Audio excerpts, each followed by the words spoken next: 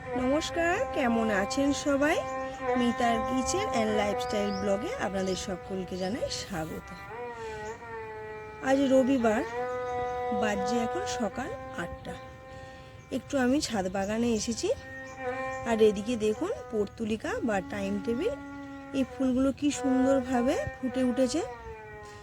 আরও অনেক কালার ছিল, কিন্তু সেগুলো সবই মারা গেছে। এগুলো বেশ সুন্দরভাবে ফুটে উঠেছে, দেখতেও কিন্তু বেশ ভালো লাগে। বলুন, চলুন ওই দিকটা একটু দেখাই। এই দেখুন, এটা নাকি বলে কাঁঠালি চাপা। এই ফুলগুলো হয়েছিল, এক থোক হয়েছিল, এই দেখুন সব শুকিয়ে গেছে, নষ্ট হয়ে গেছে। আর যেহেতু কদিন খুব বৃষ্টি হয়েছে, ওই জন্যে একদম নষ্ট হয়ে গেছে। গাছটা কিন্তু বেশ ভালো হয়েছে দেখুন। আর দেখুন, যাকে দিয়ে পরিষ্কার করিয়েছিলাম, এখন তো নিজে সবটা পেরে উঠি না, তো সে টবটা ফাটিয়ে ফেলেছে। আরও অনেক গাছ আছে, চলুন শেয়ার করি। আর এইদিকে দেখুন বোগেনভিলিয়া বা কাগজ ফুলের গাছগুলো কীরকম জঙ্গল হয়ে গেছে। এই দেখুন, এখন যেহেতু মেয়ের পরীক্ষা চলছে, ওই জন্য একটু চাপের মধ্যে আছি, তো সেই জন্য গাছগুলো এখন পরিষ্কার করা হচ্ছে না।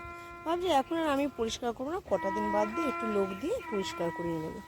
তো দেখুন, কথা বলতে বলতে ছাদ বাগানে এলে তো আর ছাদ থেকে যেতেই ইচ্ছা করে না। আর এই দিকে দেখুন, এই যে আমড়া গাছে আমড়া হয়েছে, এখনও ফুল আসছে প্রচুর পরিমাণে। এবছর তো আর আমড়াগুলো পাড়াই গেল না, লোক পায়নি, আর নিজেরাও পেরে অতটা পাওয়া যায় না, কাছে না তো, অনেকটা দূরে। চলুন, ছেলে আবার বেহালা ক্লাসে যাবে, নিচে যাওয়া যায়, কিছু একটু টিফিন করে দিই। আর এখানে দেখুন এই বোগেনভিলিয়া বা কাগজ ফুলের গাছটা, ফুলটা কতটা সুন্দর লাগছে, ওপরটা একদম নাকছবির মতন কি সুন্দর ফুটে উঠছে, বেশ ভালো লাগছে। আমার কিন্তু বেশ লাগে বন্ধুরা, আপনাদের কীরকম লাগে কমেন্ট করে কিন্তু অবশ্যই জানাবেন। চলুন নিচে যাই, আর দেরি করব না। এখন আর আপনাদের সামনে আসবো না, একবারে দুপুরে কি রান্না করছি সেটা শেয়ার করব। চলুন।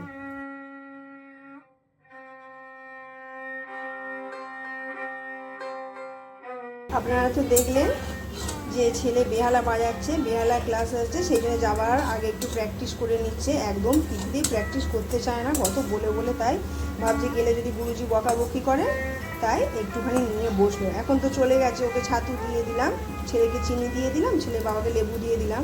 ওরা সকালবেলার দিকে বাড়িতে থাকলে ছেলে ছাতুটাই পছন্দ করে, মুড়িটা অতটা পছন্দ করে না। আর এদিকে দেখুন একটু আলুর বড়া ভেজে নিচ্ছি লঙ্কা দিয়ে, বেশ ঝাল ঝাল করে।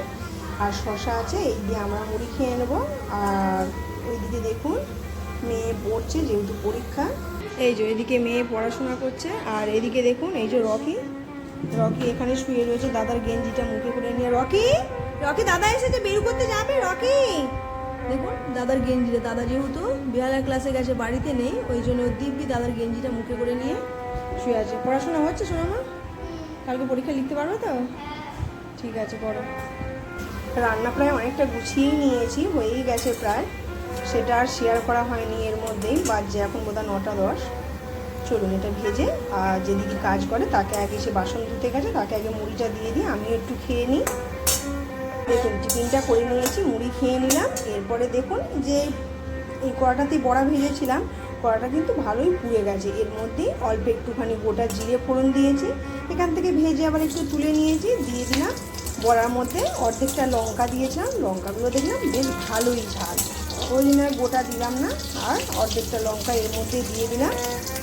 যেটা করবো সেটা হচ্ছে লাউ বড়ির ঘন্ট। লাউটা আগে থেকে সেদ্ধ করে রেখেছিলাম, বড়িটাও ভেজে উঠিয়ে নিয়েছি। এর মধ্যে আর কিন্তু অন্য কোনো মশলা দেবো না, এবারে সেদ্ধ করে রাখা লাউটা ঢেলে দেবো।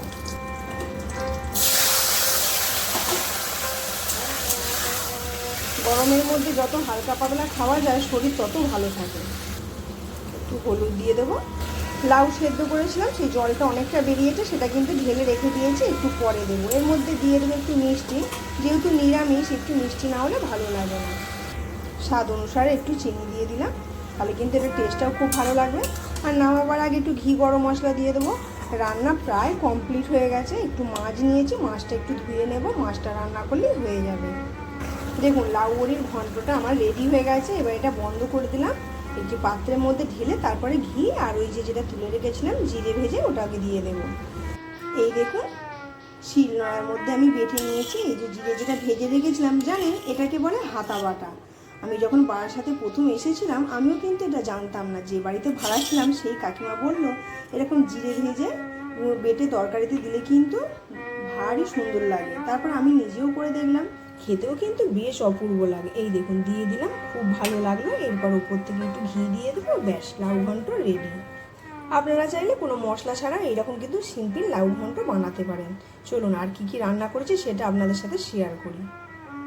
এদিকে তো আপনাদেরকে দেখালাম যে এই যে লাউ বড়ির ঘন্ট, আর এদিকে দেখুন করে নিয়েছি কালো জিরে, কাঁচা লঙ্কা, টমেটো দিয়ে আর একটু কাশ্মীরি গুঁড়ো লঙ্কা দিয়েছি। যেহেতু তেল মশলা কম, এখানে একটু পাতলা করে ডিমের ঝোলও করে নিয়েছি। দেখুন এই দেখুন কালো জিরে, কাঁচা লঙ্কা, টমেটো ফোড়ন দিয়ে, এটাও কিন্তু বেশ ভালো লাগে খেতে।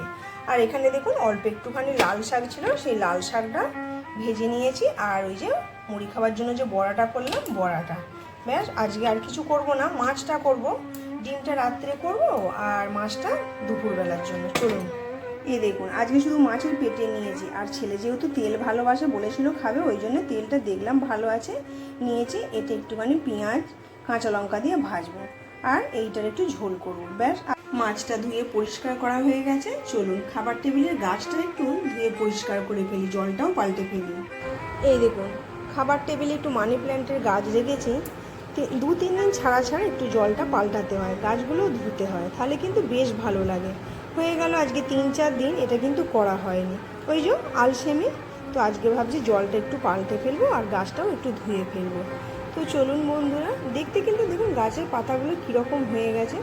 তো চলুন আজকের মতন ভিডিওটা আমি এখানেই শেষ করছি। আপনারা সবাই ভালো থাকবেন, সুস্থ থাকবেন, সাবধানে থাকবেন।